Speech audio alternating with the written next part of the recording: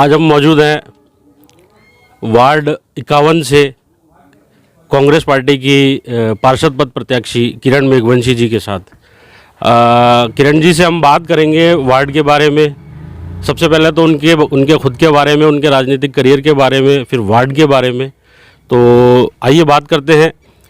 किरण जी बताएं, राजनीति का आपका क्या बैकग्राउंड है और अपना क्या परिचय है? मैं वार्ड 51 से किरण मेघवंशी। मेरा पॉलिटिक्स से तो कभी नाता रहा ही नहीं है, ना ही मेरा पॉलिटिक्स से कोई बैकग्राउंड है। लेकिन मैं शिक्षित होने के नाते एक प्रत्याशी के रूप में हूँ। मुझे कांग्रेस पार्टी का समर्थन मिला है, तो सर मैं प्रत्याशी के रूप में आपके सामने हूँ। तो अभी जैसे चुनाव प्रचार की गहमा गहमी और अभी चरम पर चल रहा है, तो कैसा आपका जैसे कि सुनने में आया काफ़ी बड़ा क्षेत्र है, तो आपको कैसा लग रहा है? मतलब किसी एक जाति बाहुल्य का तो इस वार्ड में बाहुल्य नहीं है, तो लगभग सभी जातियों का समावेश है इस वार्ड में, और वार्ड भी बहुत बड़ा है। तो प्रचार के दौरान आपका कैसा एक्सपीरियंस है? सर प्रचार के दौरान तो ऐसा है कि वार्ड तो बहुत ही ज़्यादा ही बड़ा है सर। मैंने जब जनसंपर्क में निकली हूँ, मुझे कई मतलब समस्याओं का सामना भी करना पड़ा है। उसके अलावा कई ऐसे हैं कि विरोध भी कई ऐसे मुझे सुनने को मिले हैं कि सर, एक तो सबसे पहले मैं ये कहना चाहूँगी कि ये महिला सीट है, महिलाओं का मान सम्मान करना चाहिए, क्योंकि वे अपनी पर्सनल लाइफ को छोड़ करके एक समाज सेवा के क्षेत्र में आती है। तो आपको खुश होना चाहिए कि एक लेडीज़ है, शिक्षित है, वो अपने वार्ड को, वे शहर के लोगों को, मतलब सबका विकास करने के लिए आगे आती है। तो सर उनकी इज्जत और सम्मान देना बहुत ज़रूरी है सर। तो इस वार्ड में जैसा कि कहा जा रहा है, ये हॉट सीट है, वार्ड 51 हॉट सीट के रूप में देखी जा रही है। आपके सामने भारतीय जनता पार्टी के शहर अध्यक्ष डॉक्टर प्रियशील हाड़ा हैं, उनकी पत्नी है, तो एक कद्दावर नेता सामने है आपके, तो आपका कैसा उनके सामने प्रचार है? सर उनके सामने तो ऐसा है, चुनौती भी कह सकते हैं।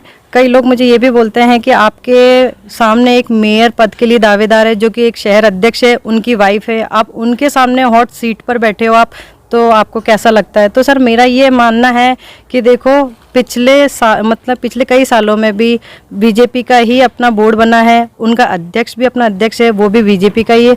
अब बीजेपी ही यही चाहती है कि हमारा मेयर भी यहाँ का बने। ठीक है, आप मेयर भी आपका बनाते हैं, लेकिन एक बात मुझे बताओ, इस वार्ड 51 के अंदर जो गवर्नमेंट स्कूल पढ़ता है वो 12th भी नहीं है, अभी 10th ही है। तो इतने सालों से बीजेपी का बोर्ड होने के बावजूद, अध्यक्ष होने के बावजूद वो 10वीं क्लास से ऊपर मतलब उन्नतियों की और क्यों नहीं गया? क्योंकि आजकल का जो है चल रहा है अभी चलन सर, लड़कियों को लेकर के कि लड़कियों को थोड़ा सेफ रखना चाहिए। तो सर लड़कियों की सेफ्टी की आप बातें तो करते हैं, लेकिन लड़कियां जब बाहर वार्ड से जाकर के बाहर पढ़ाई करने जा रही है, तो ये नॉर्मल सी जो चीज़ें हैं वो नोटिस क्यों नहीं? इस पूरे वार्ड में 10 से अबाउ स्कूल नहीं है? सीनियर सेकेंडरी स्कूल नहीं है इतने बड़े वार्ड में? नहीं, एक ही है जो गवर्नमेंट स्कूल है, वो 10th तक का है सर, उससे ऊपर स्कूल नहीं है अभी। देखिए, घोर आश्चर्य की बात है, पिछले 15 वर्षों से विधायक के रूप में क्षेत्र की विधायिका अनीता बघेल जी इस क्षेत्र का प्रतिनिधित्व कर रही हैं, लेकिन उसके बावजूद भी एक 12th सीनियर सेकेंडरी स्कूल नहीं है। दूसरा हम जानना चाहेंगे किरण जी कि आप पिछले पार्षद का कार्यकाल था वो कैसा रहा इस क्षेत्र में? शायद मेरे ख्याल में कांग्रेस के ही पार्षद थे, तो उनका कार्यकाल कैसा रहा? और आप जैसे प्रचार के लिए निकल रही हैं, तो उनके विषय में आपको क्या नेगेटिव मिल रहे हैं या पॉजिटिव मिल रहे हैं? हमारे जो पूर्व पार्षद थे ललित वर्मा जी, उनका कार्यकाल समाप्त हो चुका है, लेकिन यह है कि उन्होंने जो भी कार्य किए हैं हो सकता है कुछ अधूरे रह गए हैं। और देखो, जब भी हर 5 साल के बाद में जो इलेक्शन आता है ना, और कोई भी नया प्रत्याशी आता है, उनके रूप में चुनौती ही आती है कि वार्ड का काम अधूरा है। तो एक पार्षद के लिए पूरे वार्ड के सारे कार्य और उसी 5 साल में पूरा हो सर, ऐसा ज़रूरी नहीं है, नहीं होते हैं कई बार सर, और ये सच्चाई भी है सर, नहीं होते हैं। तो मैं यही कहूँगी कि ललित वर्मा जी ने काफ़ी काम किए हैं और कुछ अधूरे भी रह गई हैं। अगर मैं पार्षद के रूप में आती हूँ तो मैं यही चाहती हूँ कि मैं उनका जो भी कार्य बचा है वो उसको पूरा करूँ, और लोगों का जो समर्थन मिला है ना, तो सर आगे जो भी प्रत्याशी आते हैं और मैं भी मिल करके उनका काम को पूरा करती हूँ, तो हमारे कांग्रेस पार्टी का जो दल है सर, उसको विजयी प्राप्त होगी अच्छी, और हमारा बोर्ड भी बनेगा सर। कांग्रेस की क्या स्थिति देखती हैं? जैसे 80 वार्डों में आपको ओवरऑल कुछ, जब शाम को बैठकर आप प्रचार से फ्री होकर जब आत्ममंथन करते होंगे, तो आपको क्या लगता है कि कांग्रेस पार्टी की क्या स्थिति है अजमेर में? क्या बोर्ड बना पाएगी कांग्रेस?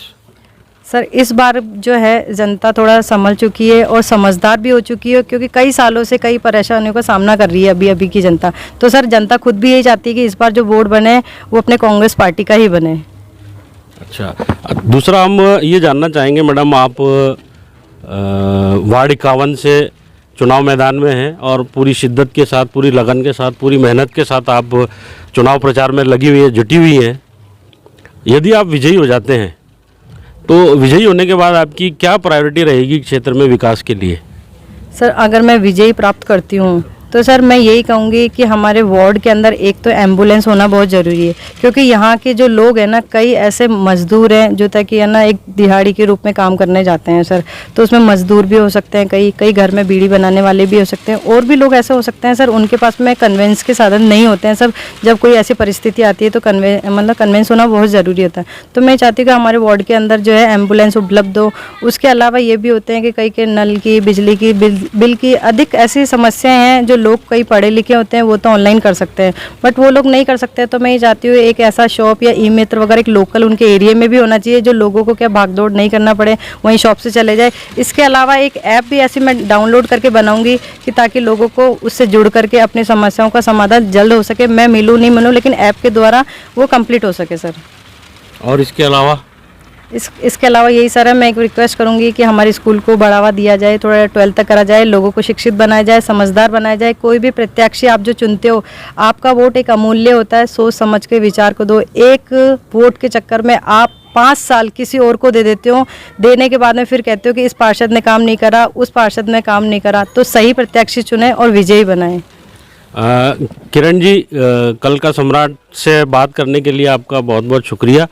अंत में मैं आपसे जानना चाहूँगा कि नगर निगम के चुनाव हैं, निकाय चुनाव, और ये छोटी सरकार कहलाती है।